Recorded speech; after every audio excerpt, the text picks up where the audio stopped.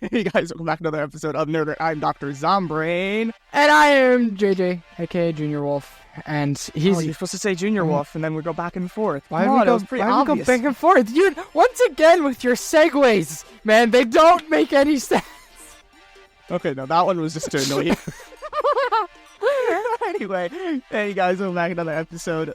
We got a fun one today. I started my first Souls-like game. Wait, which one?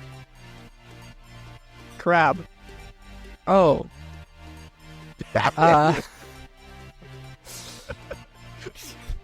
Yes, my favorite Souls game, Crab. Do you know what I'm talking about, or is this... Yes, it was just added to Game Pass, so I'm aware of what game. Yeah, dude, I got it. It's really funny, because I didn't even get it for the gameplay. I got it for the social commentary, because it's really funny. Bruh. Dude just wakes up from a few tides, and now there's apparently a queen and taxes, and now he lost his home. Uh-huh. So he has to battle through the polluted ocean. That's because, you know, gold coins isn't valuable. It's microplastics. That's the currency. Microplastics. Bruh. So I'm absolutely loving that. That's not what we're talking about today. Oh, my word. Say that. What are we talking about today, also, Seth? We'll get to that in a second. Hey, guys, you guys should join our Discord. That's it. Okay, so what are we talking about? We're talking about consoles. A whole bunch of consoles. Different consoles, new consoles, rumored consoles, updated consoles, console exclusives. We're talking about everything console. And somehow there's still not a new company trying to put consoles out there. Just the same ones as the last time. No, there were some interesting devices. Maybe not consoles, that could be consoles. I might mention that. I don't know if I remember. Yeah. So where do we want to start? Because we got like a bajillion things we can cover. Let's start with like the software side of things. I know I had the one update about Microsoft Rewards. Is there anything with PlayStation, like software wise, that they've updated recently? So when you mentioned that, I don't think we've directly talked about. Maybe before I can mention the PlayStation Rewards, I forget what it's called. Stars, Mm-hmm. Yeah, I thought it was Stars. But then we can also mention, because I know we talked about this, but, you know, this is just a perfect place to recap that, how PlayStation has started a movie streaming thing. Mm-hmm. And I know you said there might be something on Xbox. Did you ever, like, see that or look into that? Nothing about getting free movies, but they do have, like, their movie purchasing platform. Yeah. So, somewhat recently, PlayStation has announced that with the higher tier, so I don't have this, but on the higher tiers, you get some free movies and shows through their streaming service with the higher tiers of PlayStation Plus. And what I'm assuming is if we get a new new movie, and you have those tiers, you would get something like Madam Web instantly for free. Mm-hmm. You know, like a new movie. I don't know. I haven't verified because I don't care enough because I don't watch anything really any more than anime. But it's cool. It's adding features just like how Game Pass always has all those extra things. PlayStation's getting some bonuses to their That's always good to see as well. Yeah, it's good for everyone. Yeah. That really is just good for the consumer right there. Mm-hmm. More bang for their buck. But what about this reward system? So obviously Microsoft/Xbox has always had their like rewards point system, and it was aight. Like it was nothing special. Jaden was, oh my god, my app is dying. I open up my Xbox app and just all the names are just, the digits are scrolling through. Love that. Anyway, Jaden just said he had like a whole bunch of points saved, and it's like, yeah, I get 5 points a day, and I don't even have an Xbox. Yeah, no, I have 11,052 points right now, which is enough to redeem like a $10 gift card is one of the rewards I can get. But previously, how they had it was they kind of tried to make it an ecosystem thing. So if you used Microsoft Edge, then you would get points simply for like searching things or doing their daily activities on there. No. But they also had it with the Xbox mobile app. Using that could get you points, and obviously like Game Pass stuff would get you points. But now they have kind of swapped it over, so instead of having a dedicated like Microsoft Rewards app on everything, it's now just like through your Xbox profile you can look at your rewards page, you can claim your points there, look at possible rewards there, and they have streak bonuses. So literally just playing any game with every day for 5 days gets you an extra like 300 points. So just opening the game, there you go. That's extra points. You can get your classic rewards as well. So like earning achievements or using the mobile app or even playing a game on like through the Xbox app on PC. That'll get you points as well. So they have in a much better way, they have refined the ecosystem kind of thing. So, using all 3 of their different platforms, you can earn points. Yeah, that's what I told him. It's like you log into Xbox, you play a PC game, and you log into the mobile. That's like, 50, 60, 70, almost 100 points a day that you theoretically could do. And he has an Xbox, and he has a decent PC. So he easily can log on and do all that. Then you play for a week, that's an extra 250 points. And that adds up when you play for months.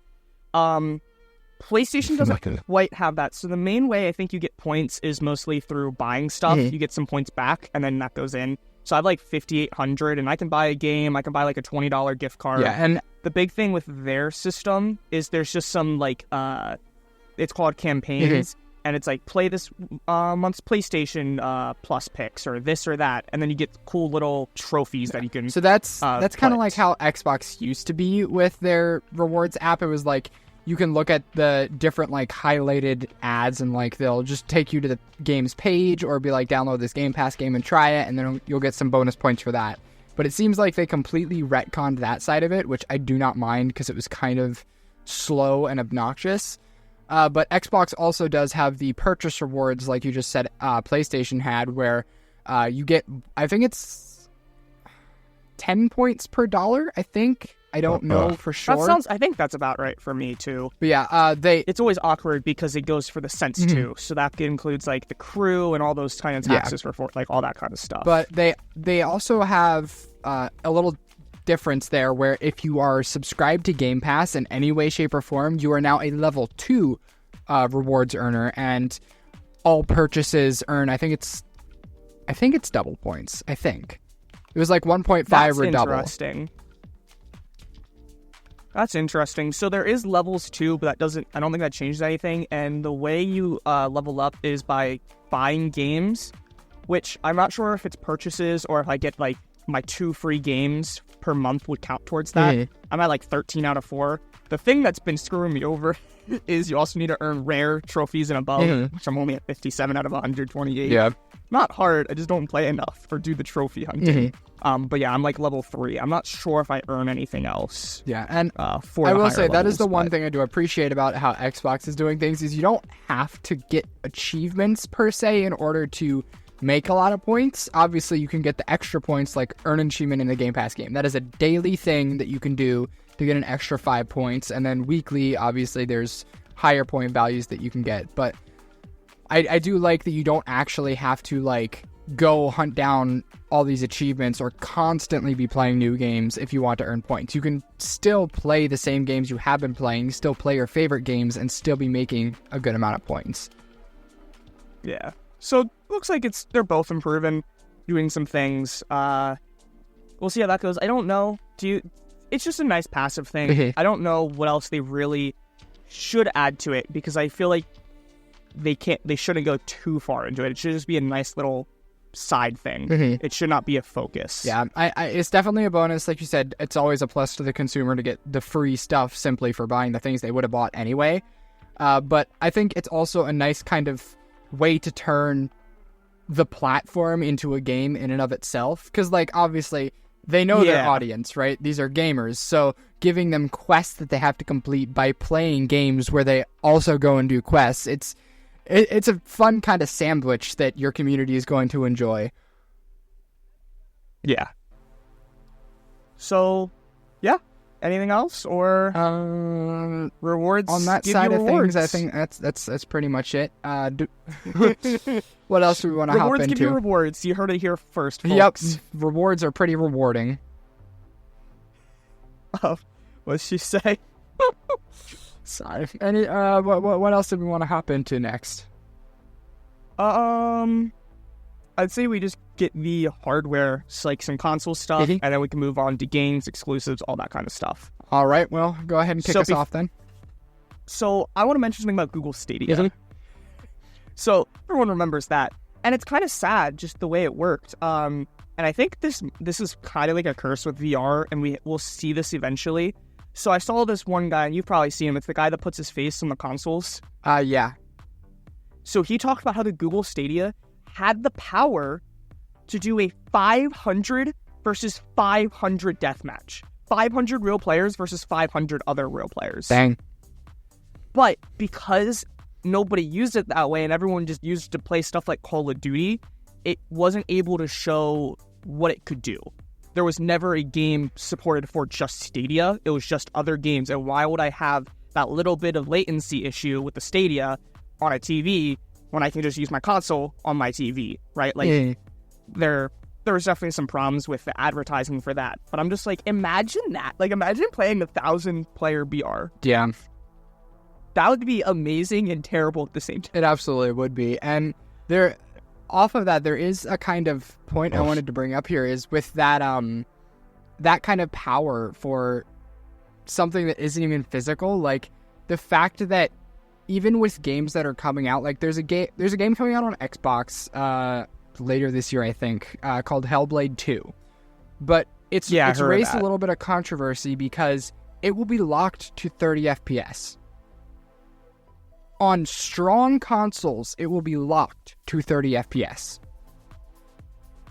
That is shocking for the generation we are in of gaming. Almost everything runs at least 60, some running at 120. So having a game locked to 30, it's kind of... it's hard for me because, like, I get what you're saying, right? Like, we're in an era with, like, this kind of quality of these devices that can run higher, right? In fact, Fallout 4 just had its next-gen update, and I can get up to 60 FPS with some better-looking graphics on PlayStation and the new Xboxes. But it's also, like, is it really that big of a deal? Because we have so many other huge games that are locked at 30 and nobody complains about them. Like, I'm not saying we shouldn't. Like, we should have 60, but it's also not the end of the world because these types of games, frames don't matter nearly as much. If I'm playing something like a new shooter game, like say the Finals came out, right? And that was locked at 60 or 30, I would be kind of annoyed because that is a huge downside when you're playing a shooter game. But when you're playing like a story game or anything like this, like Zelda runs completely fine and that's capped at 30. Bloodborne, you know, that's one of the biggest games of the Soul series, one of the best, and that's capped at 30. Some of those are older, it's also, though. That's also the other side of things. Yeah, I get that, but it's also like the videos that you watch can be capped. Like, I saw this one guy, he was showing the joke, and it's like how people expect 30, and then and it's all like skippy, right? But then he plays the video normal. You're watching this in 30 FPS. Like, movies are 24 FPS. And that's fine. Like, that's what I'm saying. Like, in a story, like, I get both sides. Like, yes, it's good and it should be higher, but it's also, I feel like it's just not that important. It's just more of a principle than an actual fundamental, this is bad. It's just a principle of the fact that people are mad at. That's kind of why I like how most games are doing, like, you can have your performance or your quality mode, but for a game to lock you into quality mode and not give you a choice for that more FPS, it's kind of annoying because, like, what if I simply, like, cannot play 30 FPS? Like, what if I can't do that? What if I'm so used to 60 that I need 60?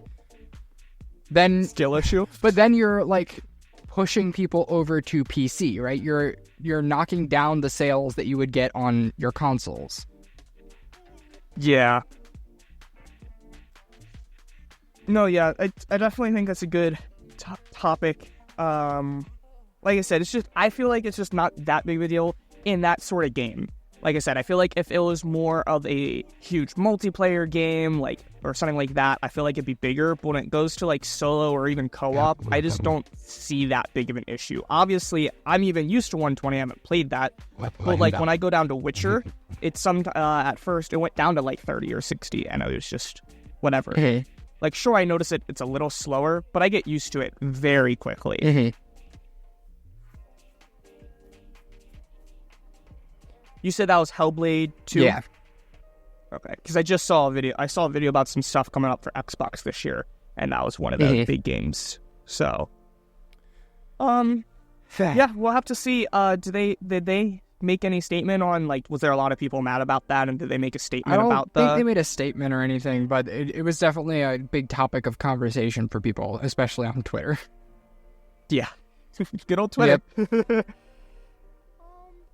So that's anything else with that, or do you want to get into your Xbox consoles? Sure, we can hop over to that. All right. So, there has been a rumor floating around about Xbox hopping on the trend of... Hold up, quick pause. Okay. The next probably like 15, 20 minutes is all going to be speculation and rumor. Yes, yeah. We have no hard evidence of any of this. It's just word of mouth, what we've heard, leaks, and there's no like hard evidence for said leaks. It's just, here's an image. Yeah, pretty much.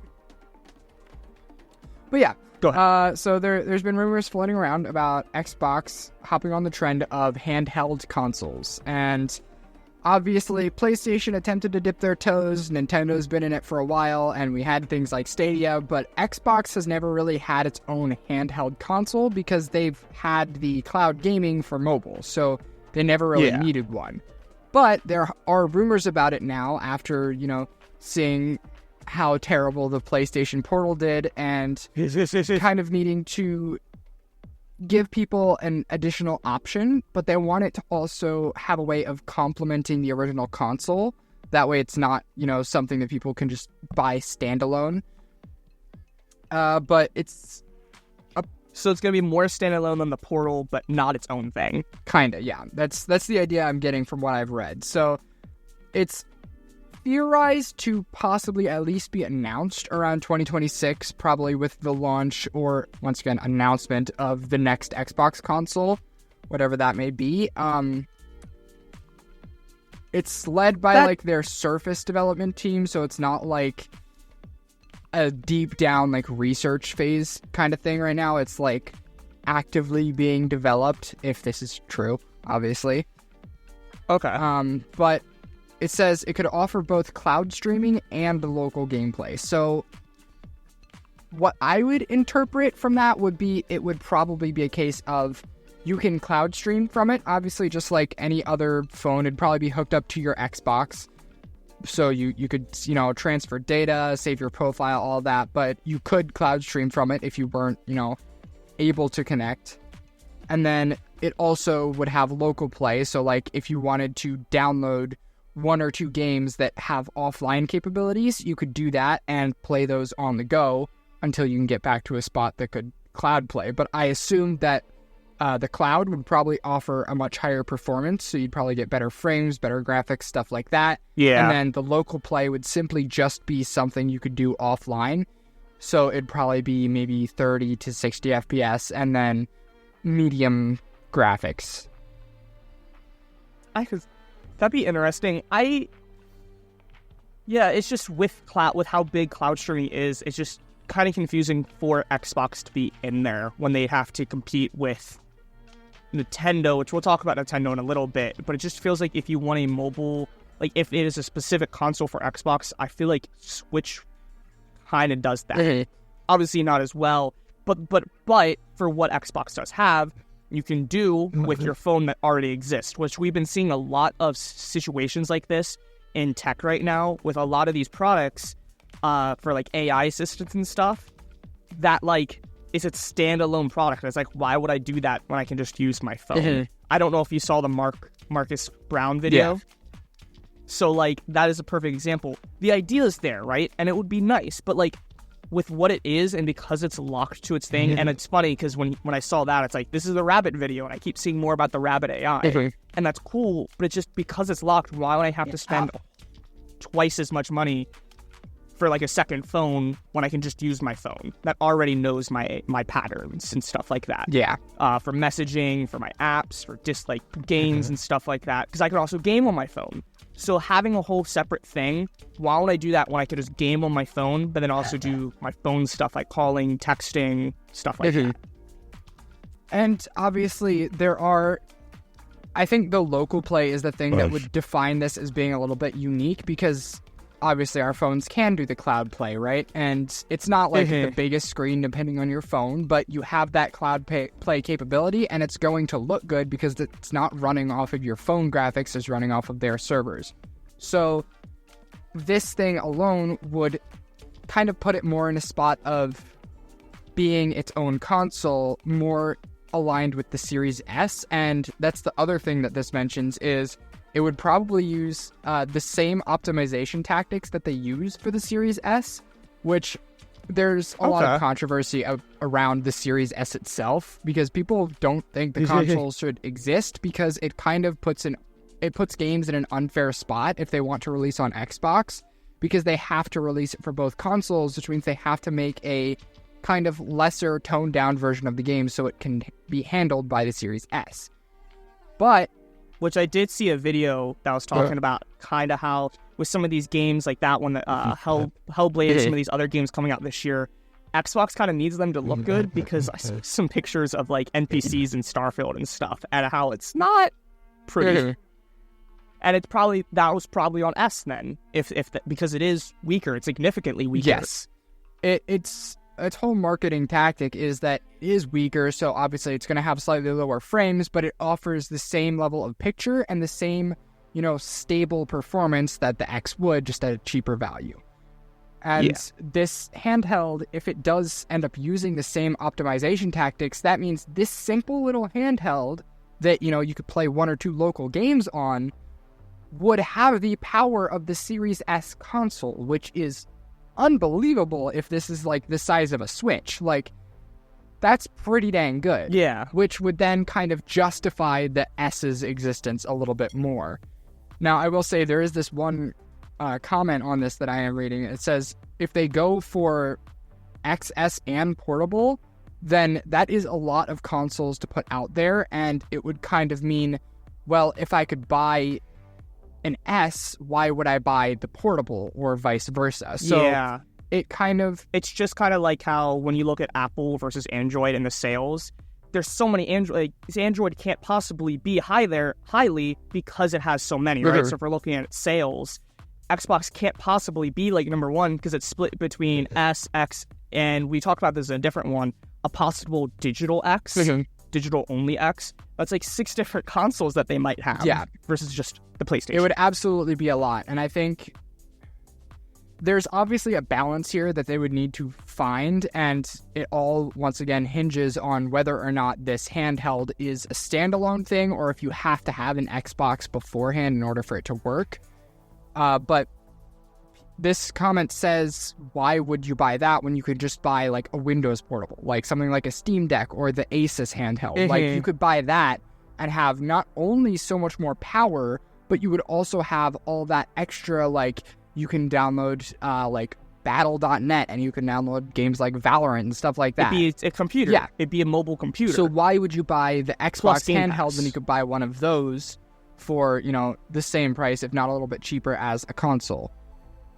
Yeah, that's the big thing. It's just like Xbox specifically going into this, I feel like it just doesn't fit when there's just so many alternatives. Because PlayStation has its PlayStation exclusives, right? But Xbox, you could play on PC, so you could pretty much play all of those on the Steam Deck or something, or all those types of things, or get a PC, or this and that, or cloud stream. Like, there's not really good cloud stream for PlayStation, so again, that has a spot. Now, obviously, the Portal didn't do that, but there is more of a need for a mobile PlayStation than a mobile Xbox. So I think this whole idea hinges on like 2 or 3 things here. One being whether or not it can be truly standalone. Like, if I have no Xbox console, if I can purchase this and it serve the purpose of a console.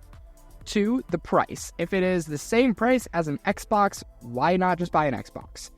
Because you need a TV that could run. Well, actually, no. If that can run 120 as well, you'll need a good monitor or a TV to run 120, right? So that could be another thing.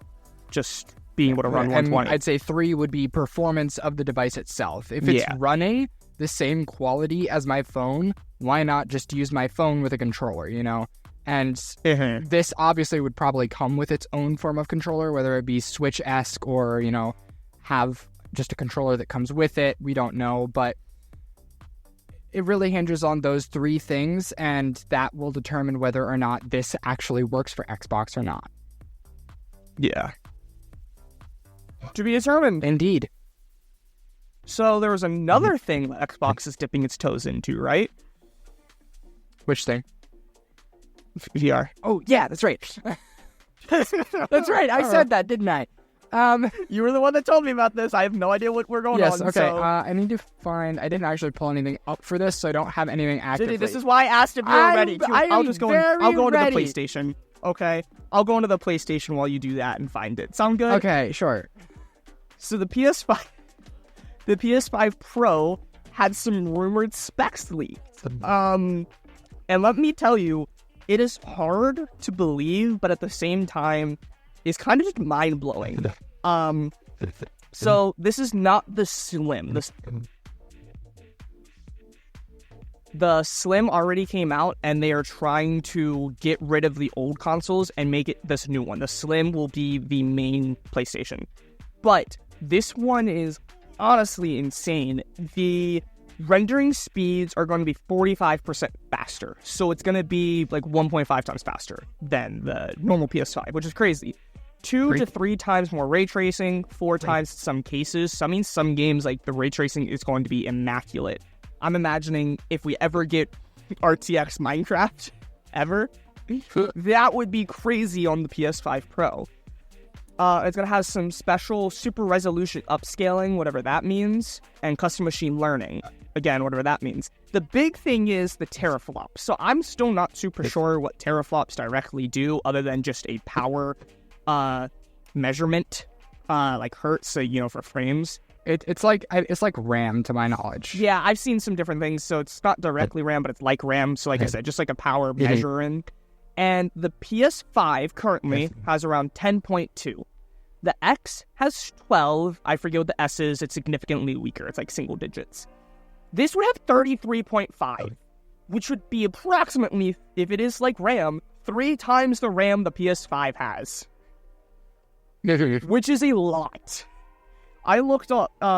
It is a decent, if we're talking to the power of graphics cards, it would be about the power of a pretty decent tier graphics card. Obviously nothing high tier, but for PC, like, it would be a significant PC power for a console. The big thing is we don't know the price, we don't know if it's real, but if this is real, just imagine the performance this thing would have. Yeah. So I'm kind of curious, because if this is such a big leap, they surely cannot sell it at the same price, like maybe $100, $200 more. That seems still unreasonable if it is that much of a jump in technology and power. So what would they end up doing? Would this be almost double the price of PlayStation 5? It's hard because it depends on the type of tech leap, right? Because I don't know if you heard, Wi-Fi also had a leap in technology. Did you hear about this? That there's so much space in between when Wi-Fi is like going through the cords that some guy figured out a way to take advantage of that space and make the Wi-Fi like 12,000 times faster or some crazy thing. That's not like anything new. Like, I mean, it's new, but it's not like, oh, here's a new type, like 6G or something. It is the same thing. It's just making it better. So theoretically, it should be for the same price because it's the same thing, just they took out the space in between. So if anything, it's... But would they actually make it the same price? That's what I'm saying. Question. But with this, theoretically, you should be able to call your consumer and you should be able to get the same Wi-Fi faster for the same price. But obviously, not every person's doing that. Now you have to double check. It's like, hey, I want to keep my same speed. Don't increase it, but also increase my price. So it really could go either way. It's like, depending on what the advancement is, could they possibly have found something that just magically make, like, through some whatever they already have, just increasing almost the software of the device to get that better performance from the products that we already have, they could make it slightly more expensive, like $100. Or, hey, here's a brand new graphics card that is significantly more expensive, so we're gonna increase the price by $300-$400. We don't know, because this is rumors. That's what I'm saying. Like, it could go both ways. It depends on what kind of advancement has been made.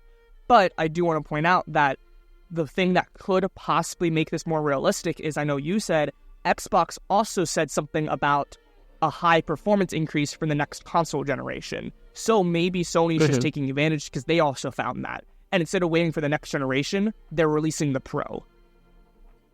So that could possibly make it more concrete that this is real, because Xbox has also done something to increase the performance. Not sure, again, this is rumors, speculation, but if this is real, this is going to be really interesting to see when Xbox then releases theirs and everything, and see where the power is versus a PC.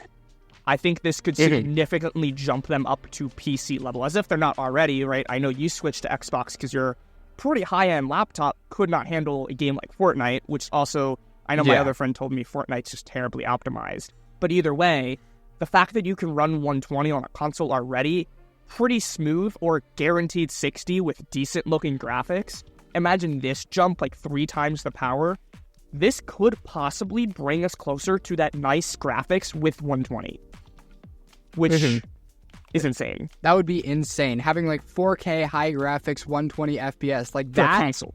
That would single-handedly like convince people that PCs are not as good. Like, I know PC Master Race is still out there. People are absolutely dying over PCs, but if I can get a console for $500 that runs better than most PCs out there that cost $1,000, why would anybody buy a PC if they're not just going for, you know, the duality of it being a gaming and business That's the device? big thing that I always try to tell people that say PC is number one. For the average person, it is not. The average person is not, like, for me, right? If I'm just an average, if I work even more, I have a family or something, but I want to stream, right? Why would I buy a PC to stream a decent-looking game to YouTube or Twitch when I can just do that with my console? Like, for what my console can do for me, I have to spend like $1,500 versus the $450, $500 that my console does. So for the average person, the console is better. The PC is still better, right? Because you can get like 8K, you can get like 400 FPS, you can get max ray tracing, but the money that you need to get there is not for the average person. Yeah. So the average person, why would they ever think about getting a gaming laptop or this or that? Now, here would be what's really funny. Remember when the Series S, I forget if it was Xbox One or the Series S, they had the little screen that you can pop onto the back of the console? Imagine you get that for this new gen console that can run 120 with all this stuff, and it has a monitor that can run 120. Just pop on the console. Dude, why would I ever get a laptop? Just take that on the go. Why would I have a laptop when I can use this? Yeah, I mean, that's very fair. And obviously, I think this console, whatever's next, might be a little bit heftier because of these big jumps in tech. But we'll have to see what happens. I do think screens like that do absolutely change consoles big time, because, like you said, like if I can take my console anywhere with me and have that screen ready to go, why would I need, you know, my laptop that can barely run a game as it is? So, and from what we know, it's rumored to be at least announced by, or even released, holiday season this year. So expect maybe by the end of summer, if this is true, some kind of announcement. That's what I'm guessing. By the end of summer, we'll get some kind of announcement on this. But for VR, do you have your thing? I do have my thing. So, Meta and Xbox have, you know, a relationship as it is, right? They're kind of sharing some AI stuff, and Microsoft, as it is, has invested in Meta, to my knowledge. So they are working together to create a limited edition Xbox headset. Now, once again, this is limited, and we have no details on it, like flat out nothing. It's assumed to just be a Meta Quest 3 that is reskinned to look like, you know, Xbox gear, comes with controller and Game Pass. However, my interest in this more stems to, what does this mean for the relationship between the two, you know, consoles, right? What does this mean for Game Pass being on Meta Quest easier? Does this mean that they're going to work towards more compatibility? Does this mean that, you know, we're going to get unique Xbox controllers for VR games? Are we getting Xbox VR games? So I feel like we kind of already see where this is going, because I know I saw a lot about this at the holiday season last year, is how you can get a Meta Quest 2 or 3 and you can just play almost all Xbox games, because Xbox Game Pass works on it as an app, or however it works on the Quest. So why would you can get two consoles, you can get all of the Quest stuff plus all the Xbox stuff on it already. My big thing to that is, I really do not want to sit there and do my 8-hour Fortnite update grind on a VR. I will get nauseous, I will get sick, and I will despise it. So I want my console. But once again, though, the way it does there. that is just a screen. It just places a big like square in front of you that would look like any other TV. If I have a headset on and that's hurting, and like my normal audio headset, a full VR headset just does not sound comfortable to me for an 8-hour stream or something. But and I also don't think they can reach 120. I think it's more 90, right? Even the Meta Quest 3. Let me look here. I'm not positive because I know the Meta Quest is not as high as the Apple Vision. I think Apple Vision's 90, so I don't think it would reach the 120 either. 72 FPS. Okay, so like console and PC still there, but it's more so the principle of the fact that you have all of these at your fingertips and you have the opportunity to play them all, whether you will or not. You have the opportunity to play all the Xbox and VR games. So I definitely could see them partnering, or at least just having some more compatibility with the VR headset. Mm-hmm. Yeah, and obviously Xbox themselves they've stated this before. They really have no interest in releasing, at least as of right now, a VR headset that pairs with Xbox. They're just not in that market right now, but that doesn't mean they're not interested in releasing VR games. And it's highly plausible now that if they are, becoming closer with Meta, that they might end up releasing at least some indie games or maybe some main franchise games that aren't as important to their main stories, like Halo or Gears of War, that are just like single standalone installments as a VR game.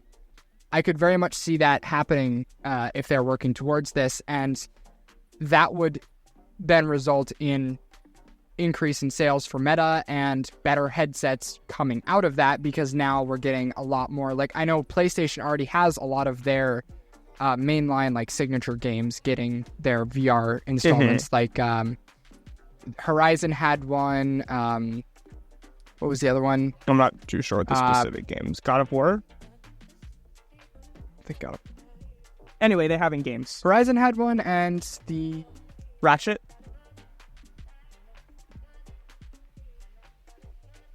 Who cares? But they have one. They're coming. AAA So, VR games, and if Xbox does this too, then that kind of sets VR as... It puts it in a place where they can very much evolve from where they are now. So another two things, right? One, again, Xbox big thing is not console sales, it is Game Pass, right? So imagine if they're trying to give more VR support to Game Pass, that would make sense that VR people would then buy Game Pass, which is their primary source of income, right? Game Pass. Here's another thing. Yeah. Do you know what most of the popular games are on VR? Free ones? They're AAA titles, but the VR like ripoff. There's like there's a Fortnite one, there's a Call of Duty one, so on and so forth. If there is a Call of Duty VR, if there is a Fortnite VR, like a modern, like an actual official release, that would also help, because then those titles could then have some cross support. Like imagine kind of like how with Warzone Mobile, right? You can get the same level. It's a different game, but you get the same progression as imagine there's a Warzone VR, and yes, it's its own game. You're not playing against a PC or console, but you get the same level. You can get the same gun like levels and all that kind of stuff because it has native support. They did just release an Assassin's Creed VR, and from what I saw, like in terms of headset like game sales, that was a pretty big one. And obviously, they don't have as big an audience as a normal console, so I don't think the company saw it as a very big win.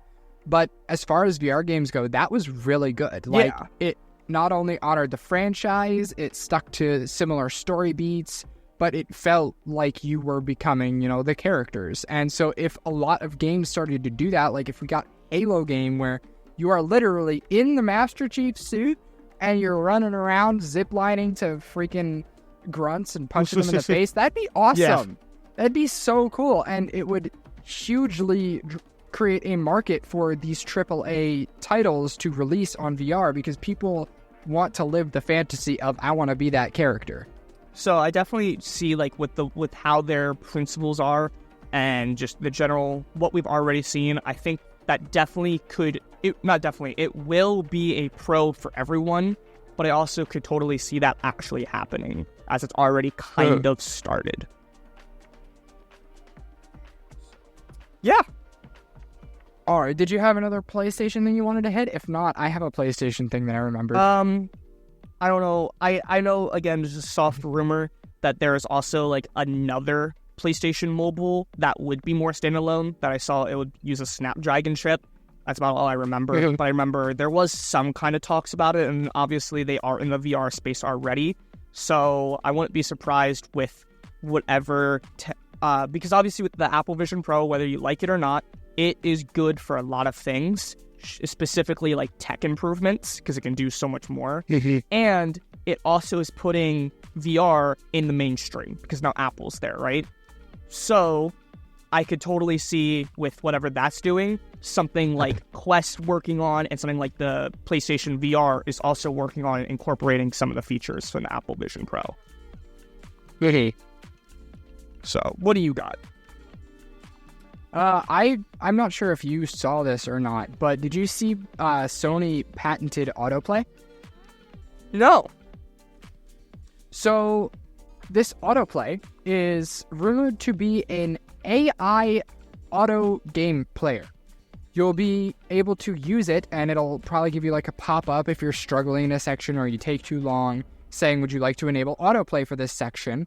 And it will analyze what every other player did to bypass that section and collect that data and then play the game for you to get past a certain section. So that's really, that honestly would fit in with the UI already, because there already is like a tips and trick thing that can help you out when you're playing certain games. It's like, oh, here you are, you're like 70% done with this quest, the average time for this chapter takes 40 minutes. I could totally see that just being thrown in there, autoplay help with the tips and tricks. Yeah, and with how Sony's been experimenting with AI, I could very much see this being like something the headline, because AI in their gaming system, I haven't really, in any gaming system, when you think about it, it's not really something that a lot of things have touched on, because like Xbox has made huge investments into OpenAI, but they themselves have not used that AI on Xbox in the forefront. Obviously, they probably use it for data and background stuff, but they haven't really used it to give players extra tools when... So obviously, you need something to take the data to do this, right? What if this is that custom machine learning, and it's taking how players, like the inputs and stuff that they do into games, they're going to take that data to then do this autoplay in the future. Maybe they're putting the Pro out now. 100% they take that data, and then they can use that with the next gen PlayStation 6 to then release autoplay. I mean, they already patented it, so like this is coming. They just need that data. Don't know or exactly like how it's going to happen or what their outlook for a release date is quite yet. That'd be insane. And I honestly could also see a lot of negatives and a lot of complaint about that, because that kind of like... Yeah. It obviously opens up gaming to a lot more people, so obviously everyone is now able to experience these stories, whether they're skilled or not, but then it also creates a rift in the gaming community, like, well, if you used autoplay to beat this game, then like you Souls cheated. game, right? Like Souls game is... Yeah, like what if there's a boss in a Souls game that is like really crucial, like you have to beat this boss to beat the game, and I just turn on autoplay. Jacob, you've probably seen him, he does console, he does games, anime, and stuff like that. And he's like, oh, son, you're playing Elden Ring. Dad, I can't beat this boss. Can you help me? It's like, no. It's kind of like, it's like, you have to beat it yourself. Like, that's just part of the learning curve.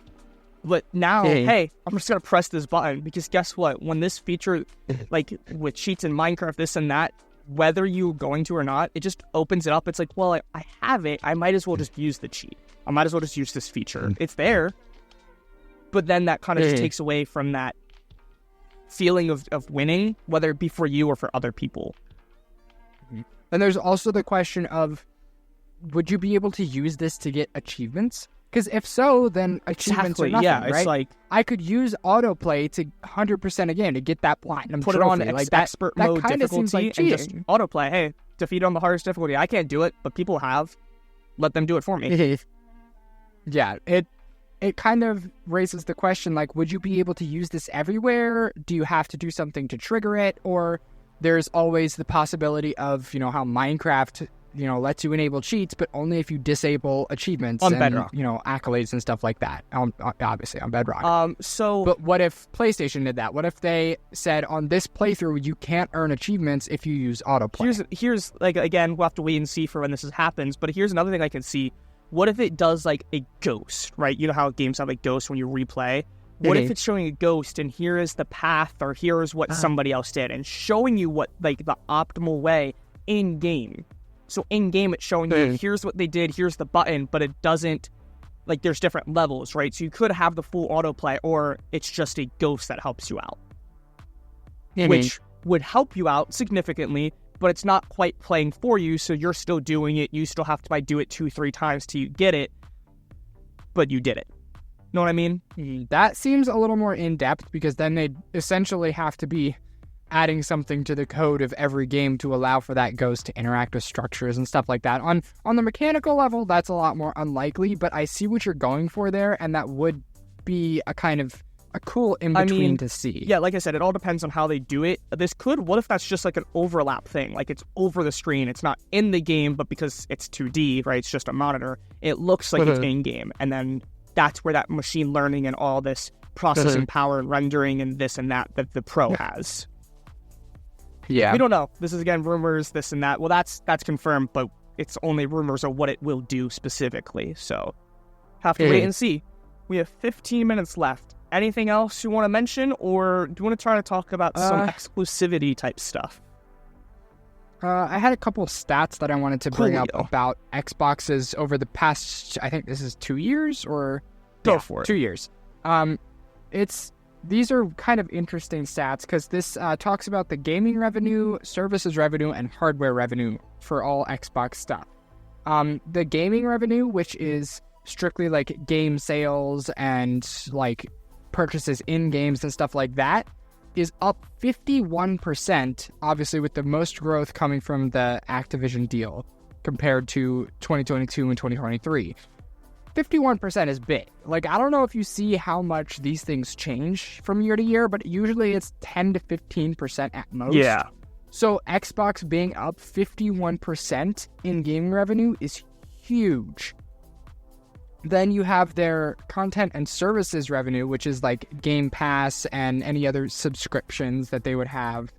That is up 62%, which that is also exponential increase, because that means, all of Game Pass, PC, mobile, Xbox, even cloud streaming on headsets, they have hugely surpassed what they expected to expand by, and they're able to, keep increasing that and hope for even more next year.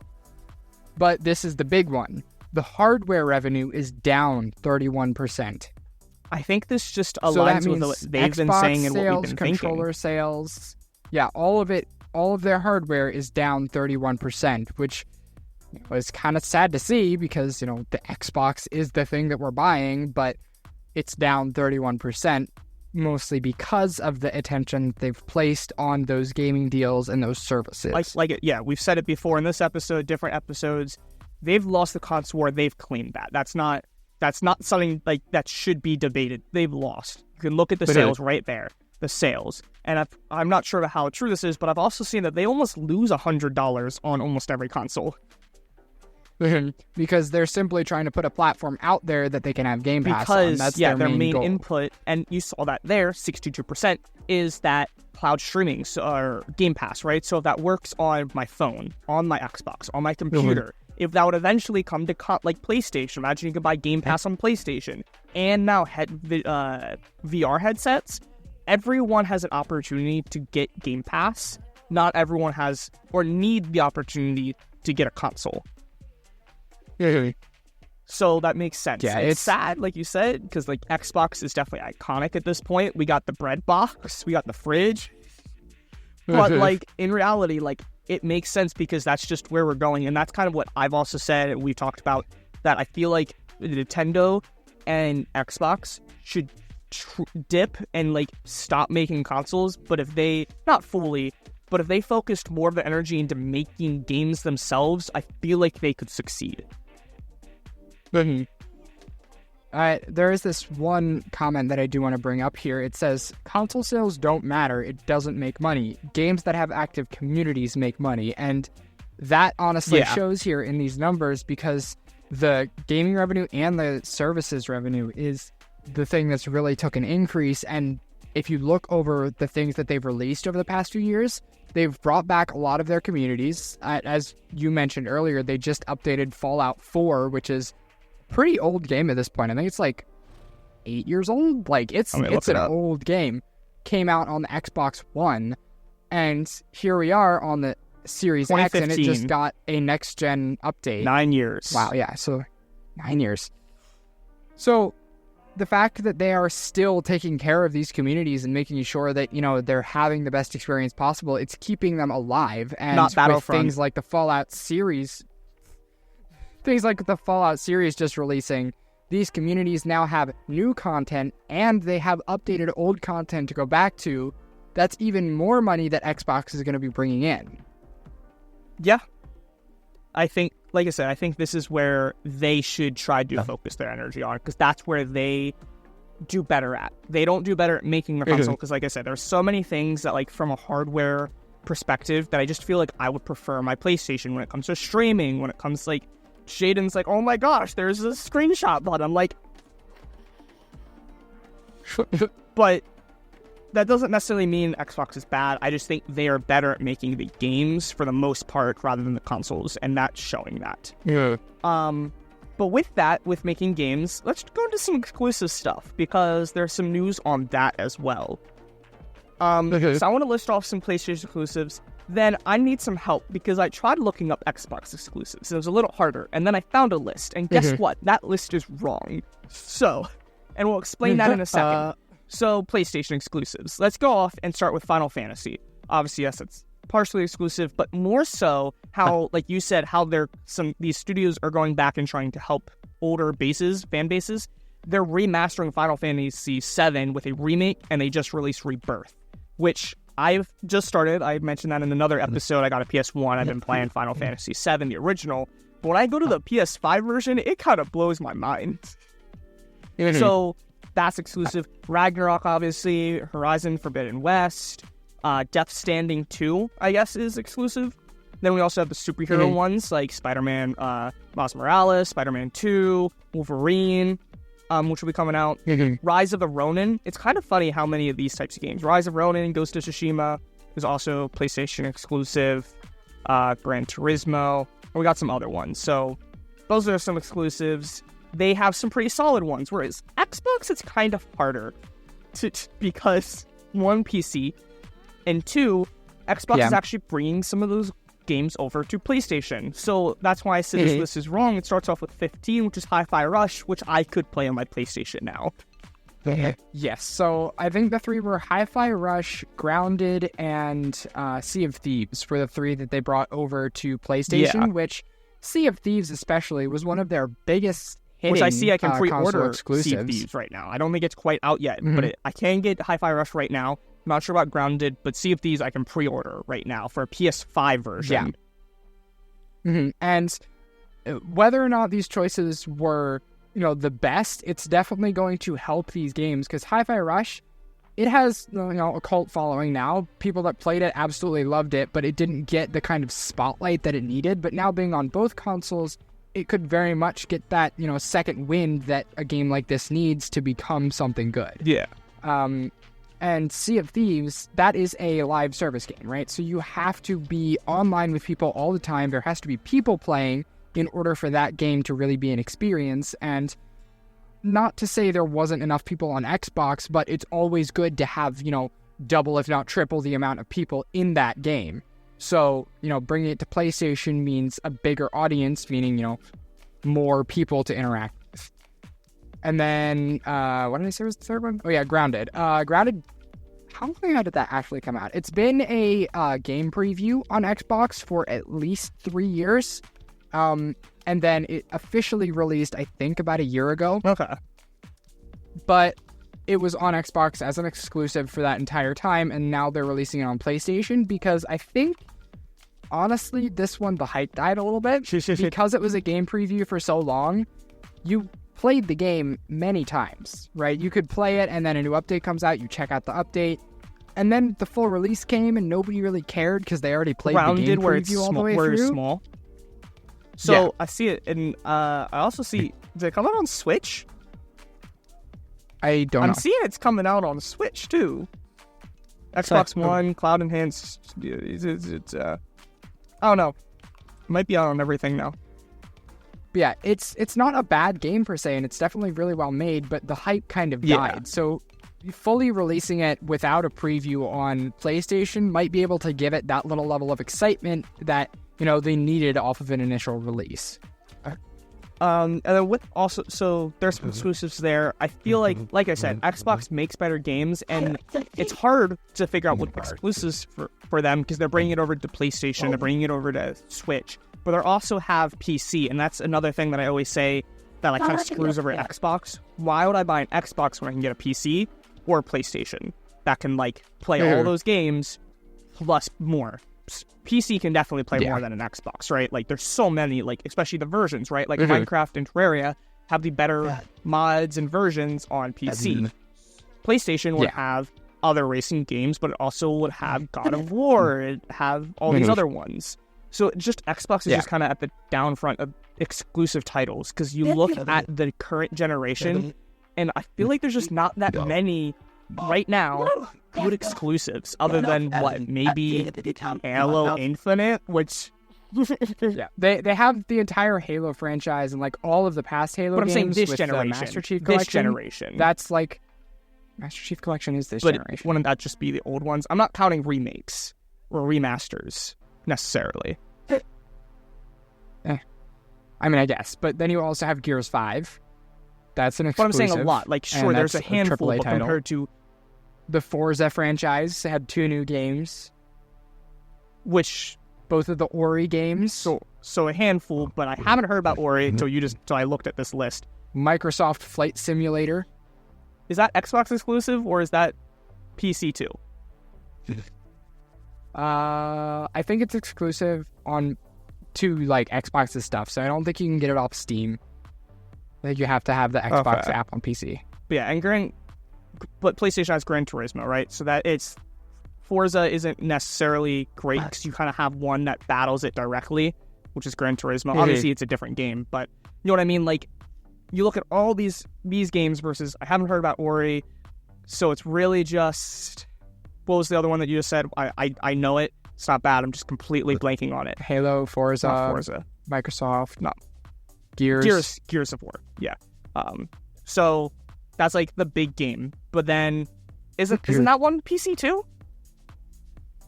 What, Gears? Yeah. That's what I'm saying though. Like, there's no Xbox exclusive. There's Microsoft, but there's no Xbox. That's because Xbox is further than the console at this point. And this is kind of where it gets hard to define, right? Like, Xbox as a company is not the console anymore, right?